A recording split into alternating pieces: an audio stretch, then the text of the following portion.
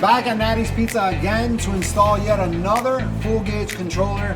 This time I'll be swapping out this Dixel unit with the full gauge simply because the owners and the staff here cannot remember or figure out how to program this controller, and I'm told it's very frustrating.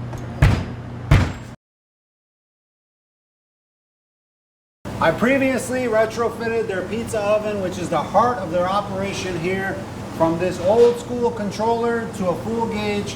They absolutely loved it. So this time he bought a freezer that has a Dixel controller. I'm going to swap that controller out with a full gauge because they want that same ease of programming, ease of use, and flexibility. First thing you need to do, unplug the power from the wall. Remove any screws that are holding any sort of cover in place. Next, remove the clips that hold the controller in place. Remove the controller from the panel. When you go to remove the existing Dixel controller, you want to look at these wires here and mark every single one with a white tag. We have all of our wires marked. Next thing we're going to do is just simply remove all of the wires from the individual terminals. And since we have them marked, we're not really worried about what goes where because we already know. The next step is to compare this to our application specific wiring diagram and hook them all up to the TC900. And these are the two sensors.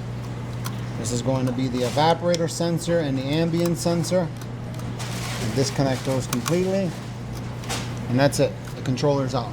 Now it's time to remove the full gauge controller from its packaging. The whole wiring schematic is right on the back of the controller. Here's the two sensors that come with it. One is for the evaporator and one is for the ambient temperature, which is the box temperature. And they're both exactly the same sensors. As you can see, the wire colors are the same, so they're interchangeable, which is also good if you need a new one because there's only one sensor that replaces them all. Next thing we need to do is install the two sensors, which is the evaporator sensor, goes right up there. Inside the coil, I usually just kind of poke it right into the fins. And then the second sensor, which is the ambient temperature sensor, you can hang it pretty much anywhere inside the cooler as long as it's not touching any food or anything else that is not equal to the cabinet temperature. But usually what I do is I just hang it kind of like this one, or I tie it somewhere around here, or sometimes I've even wire tied it right to this fan grid. I mounted the ambient temperature sensor right here where the old one was, but my favorite spot is right on this evaporator intake. That way it senses all of the air coming from the actual cabinet going into the evaporator coil. All right, we're ready to install the new controller. We're going to use all of the existing wires that we marked earlier from the Dixel controller, plus the extra hot wire that we spliced from the Dixel controller, which supplies power to the compressor and the fan relay separately from the defrost relay. The first sensor is going to be the ambient temperature sensor, which is sensor number 1.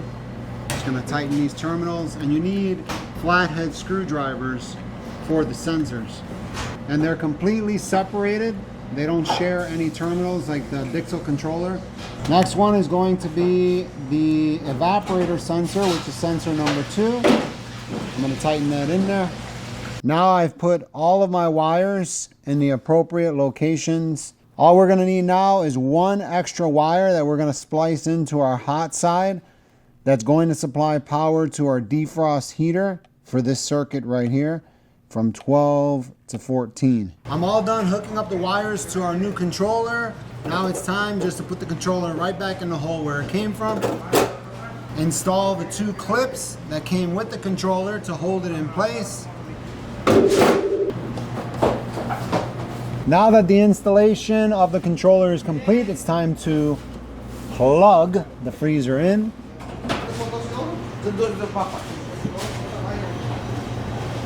Now we have the controller connected, freezer's plugged in. The next thing we have to do now that the controller's on is pull out our sheet and look at our programming parameters. And what I like to do is I go line by line, and in this little blank space, I write in my desired number, which represents the value that I want that specific setting to be. And that way I leave this with the equipment after installing the controller, so anybody behind me has this information, because this is important information and this takes a lot of time to get all these settings right. But for your convenience, I provided an application-specific programming guide that has the controller we're using matched up to the specific piece of equipment with the wiring diagram, and all these parameters are on there for you, so you just have to enter those. So that's what we're gonna do next. Okay, so we go to the controller. First thing we have to do is hold the up and down keys simultaneously until we see function. Then we go to F01, we hit set, and then we have to put in this access code, which I have no idea why you actually still need to do this, and we're in 2020, because this is like 1980s technology. I don't even understand why the hell you guys still have this stupid access code they have to put in. I mean, if you have an access code, what you should do is you should be able to unlock or lock the lock screen like a cell phone. Put an access code that you want, not 123. That's so stupid. I'm just saying. You select 123, which is the access code, hit set again, and that brings you into the programming mode. Application specific programming guide, and just go line by line and enter those values here. So we're gonna go F02, control differential, hit set, and then in this case we're gonna have 10. That's gonna be our differential setting. Hit set again to save the setting. My next setting is going to be F08. So we're gonna go up to F08, hit set, 360. All right, we're gonna hit set to save our setting, and then our next setting is gonna be whether we want the controller to run in defrost mode when it starts up, and it's going to be no. Save that. Next is going to be F13, which is the temperature of the evaporator to end the defrost. It's set to get in there. It's going to be 80 degrees. Set to save our setting. Next one is going to be the maximum defrost time. So what this is this is the maximum amount of defrost time that the controller can run in the event that the evaporator never reaches the temperature to terminate the defrost, which in our case is 80 degrees. Next one is F15, which is fan on during defrost. We don't want it on, we want it off. Next is going to be defrost type. F16, 0 means it's electric defrost. We only got 3 more settings to go. F18 is going to be the draining time. So that's the amount of time that the fan stays off and the compressor stays off after the defrost. Set that. Evaporator temperature to turn on the fan after it finishes draining. Where are you? F19 is going to be 10. Set. Save that setting, and we got 1 more to go. And that is going to be the maximum time for the fan return after drainage, fan delay. So we're all done. Now all we do after we finish setting all our parameters is hold the set key down until we see those 4 lines, and that means that the programming was successful. Now that the programming is all done, last but not least, we're gonna set the temperature that we want the freezer to reach. And in this case, we have a differential of 10 that we just set in the programming settings. This number that we're putting in here, we hold the set key, so it says set point, and then we're gonna bring that down. He wants it to 0. So the way it works with this controller is the reverse of the pressure controllers. When you set it at 0, the control comes down to 0. It's set to hold that setting.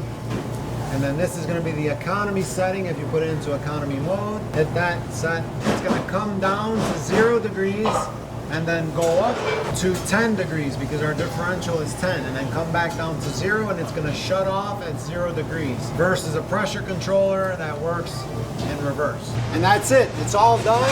The controller's installed. The freezer's happy, the owner's happy, I'm happy, and that's how you install a full gauge TC900E in place of a Dixel controller.